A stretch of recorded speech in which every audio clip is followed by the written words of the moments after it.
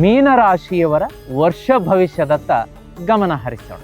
ಮೊದಲನೆಯದಾಗಿ ನಾವು ಕರಿಯರ್, ವೃತ್ತಿ, ವ್ಯಾಪಾರ, ಬಿಸ್ನೆಸ್ ಅಂತ ನೋಡಲಿಕ್ಕಾಗಿ ಜನವರಿಯಿಂದ ಏಪ್ರಿಲ್ವರೆಗೆ ಸ್ವಲ್ಪ ಸ್ಲೋ ಇರುತ್ತೆ. ಸಡನ್ ಆಗಿ ಡಿಸಿಷನ್ಗಳನ್ನು ತೆಗೆದುಕೊಂಡು ಆತುರದ ನಿರ್ಧಾರ ತೆಗೆದುಕೊಂಡು ಕೈ ಸುಟ್ಕೊಳ್ಳುವಂಥ ಸಾಧ್ಯತೆ ಇದೆ. ಮೇಯಿಂದ ಸೆಪ್ಟೆಂಬರ್ವರೆಗೆ ಮೀನರಾಶಿಯವರಿಗೆ ಪೀಕಲ್ಲಿರುತ್ತೆ. ಕರಿಯರ್ ತುಂಬ ಅಂದರೆ ತುಂಬ ಚೆನ್ನಾಗಿರುತ್ತೆ. ಒಳ್ಳೊಳ್ಳೆ ಅವಕಾಶಗಳು ಹರಿದು ಬರುತ್ತೆ, ಹುಡುಕಿ ಬರುತ್ತೆ. ಈ ಮೀನರಾಶಿಯ ದಂಪತಿಗಳಿದ್ರು ಅಂದರೆ ಓವರ್ ಥಿಂಕಿಂಗ್ ಸ್ವಲ್ಪ ಕಾಣಿಸುತ್ತೆ, ಸ್ಟ್ರೆಸ್ ಇರುತ್ತೆ, ಎಮೋಷ್ನಲ್ ಆಗಿ ಡಿಸಿಷನ್ನ ತಗೋತೀರಾ. ಹಾಗಾಗಿ ಒಂದು ಸಜೆಷನ್ ನಾನು ಕೊಡೋಕ್ಕೆ ಇಷ್ಟಪಡ್ತೀನಿ ಅಂದರೆ, ದಂಪತಿಗಳು ಒಂದು ಹೊಂದಾಣಿಕೆಯನ್ನು ಮಾಡ್ಕೋಬೇಕು.